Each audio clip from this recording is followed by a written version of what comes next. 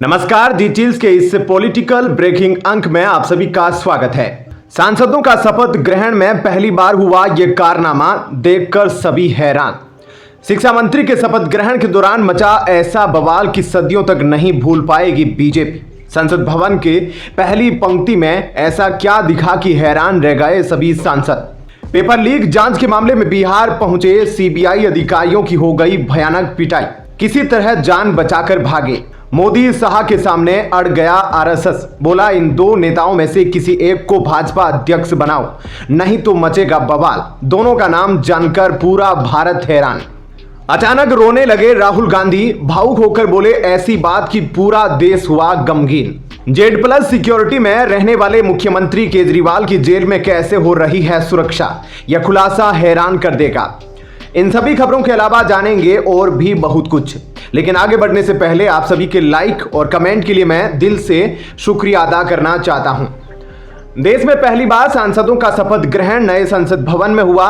पहले सांसद अपनी सीट पर खड़े होकर शपथ लेते थे, लेकिन इस बार पीएम मोदी समेत अन्य सांसदों ने स्पीकर की कुर्सी के बगल में पोडियम पर शपथ ली, जहां सेंगोल भी लगा हुआ था। 18वीं लोकसभा का पहला सत्र 24 जून 2024 को शुरू हुआ। राष्ट्रगान और दिवंगत सदस्यों को श्रद्धांजलि के बाद प्रधानमंत्री नरेंद्र मोदी ने लोकसभा सदस्य की शपथ ली। इसके बाद उनकी कैबिनेट के लोकसभा सांसदों ने शपथ ली।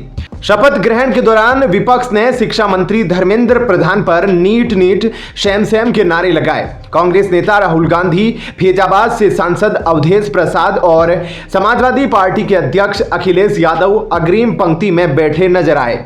यूजीसी नेट पेपर लीक मामले की जांच के लिए दिल्ली से नवादा पहुंची सीबीआई टीम पर ग्रामीणों ने हमला कर दिया। कसियाडीह गांव में लोगों ने सीबीआई को फर्जी समझकर मारपीट और गाड़ियों में तोड़फोड़ की। जैसे तैसे जान बचाकर सीबीआई अधिकारी भागे। राजौली थाने में 8 नामजद और 150 से 200 अज्ञात लोगों पर एफआईआर दर्ज हुई है। एक महिला समेत 4 लोगों को गिरफ्तार किया गया। सीबीआई टीम में स्थानीय पुलिस की महिला कांस्टेबल समेत 4 अधिकारी शामिल थे। घटना की सूचना पर थाना अध्यक्ष राजेश कुमार दल बल के साथ मौके पर पहुंचे और स्थिति को शांत कराया। सीबीआई ने 2 मोबाइल भी जब्त किए। भाजपा अध्यक्ष जेपी नड्डा का कार्यकाल 30 जून को समाप्त हो रहा है और नए अध्यक्ष की नियुक्ति के लिए पार्टी आरएसएस से संपर्क में है। सूत्रों के अनुसार आरएसएस केंद्रीय मंत्री राजनाथ सिंह और शिवराज सिंह चौहान में से किसी एक को भाजपा अध्यक्ष के रूप में देखना चाहता है। संघ का मानना है कि इन दोनों में से किसी एक को सरकार से इस्तीफा देकर पार्टी का नेतृत्व संभालना चाहिए। दूसरी तरफ प्रधानमंत्री नरेंद्र मोदी और गृह मंत्री अमित शाह की पसंद कुछ और है। वे पार्टी के किसी प्रभावी पदाधिकारी को शीर्ष पद पर बैठाना चाहते हैं। उनके पसंदीदा नेताओं में राष्ट्रीय महासचिव विनोद तावड़े और सुनील बंसल शामिल है। ये दोनों नेता पार्टी में ऊंचे पद संभाल चुके हैं और संगठन में अपनी योग्यता साबित कर चुके हैं। न्यू इंडियन एक्सप्रेस की रिपोर्ट के अनुसार संघ और पार्टी के बीच मतभेदों से बचने के लिए नड्डा को एक छोटा विस्तार भी दिया जा सकता है। इससे आरएसएस और पार्टी नेतृत्व के बीच संतुलन बना रह सकता है। आगे बढ़ने से पहले चैनल को सब्सक्राइब करें, जागरूक रहे और सुरक्षित रहे।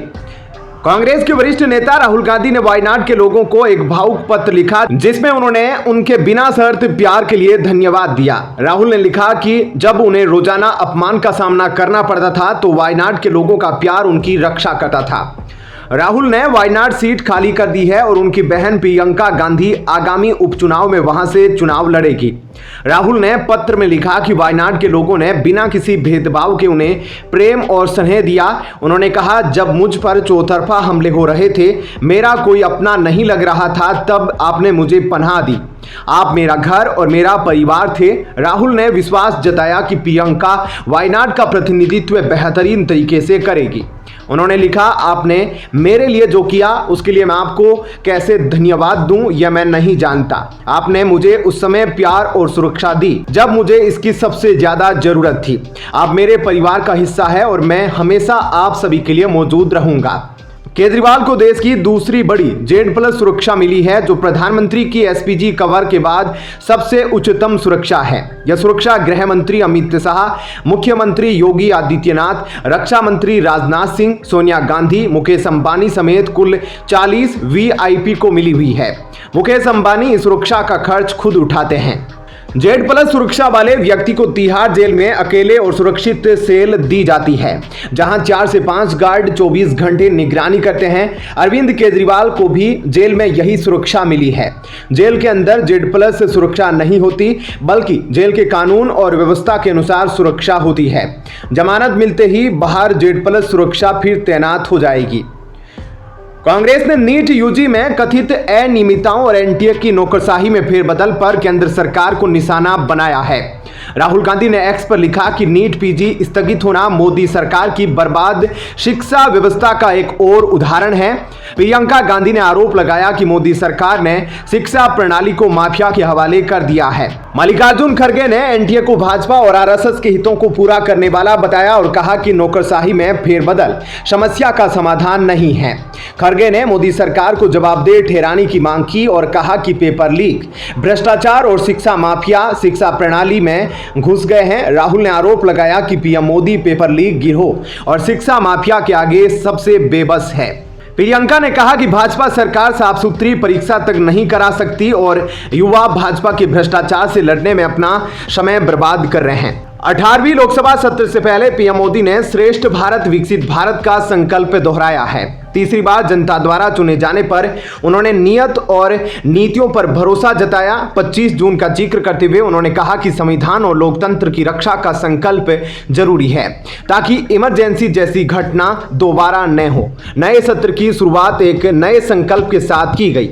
यह 18वीं लोकसभा का पहला सत्र है।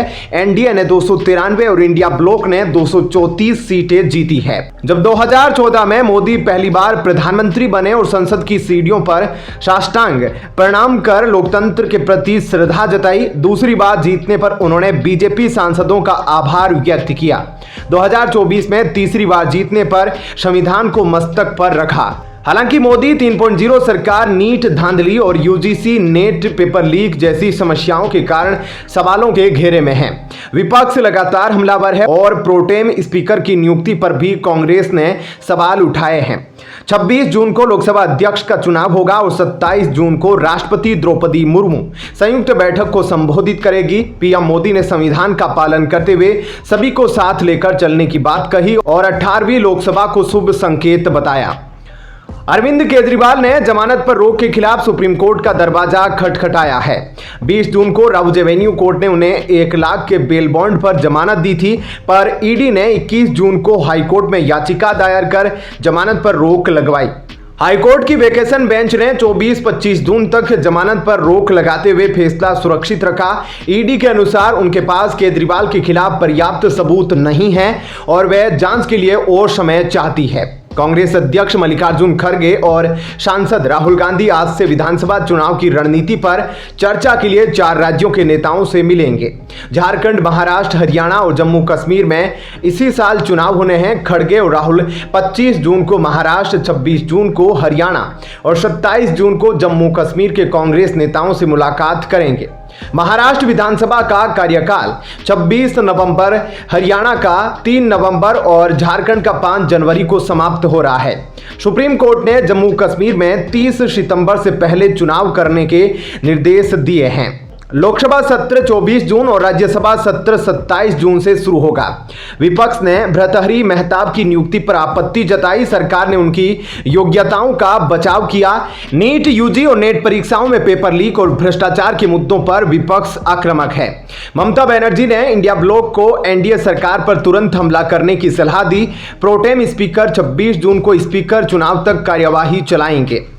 दोस्तों, इस वीडियो में फिलहाल इतना ही। इसी तरह की डेली वीडियो कंटिन्यू रखने के लिए हमें आपके समर्थन की जरूरत है। कृपया इस वीडियो को ज़्यादा से ज़्यादा शेयर करें। उम्मीद करते हैं कि आप इस वीडियो पर कम से कम 1000 लाइक देंगे। आप देख रहे थे जी चिल्स। जल्द पूरे होंगे आपके व्हील्स। धन्यवाद। जय हिंद।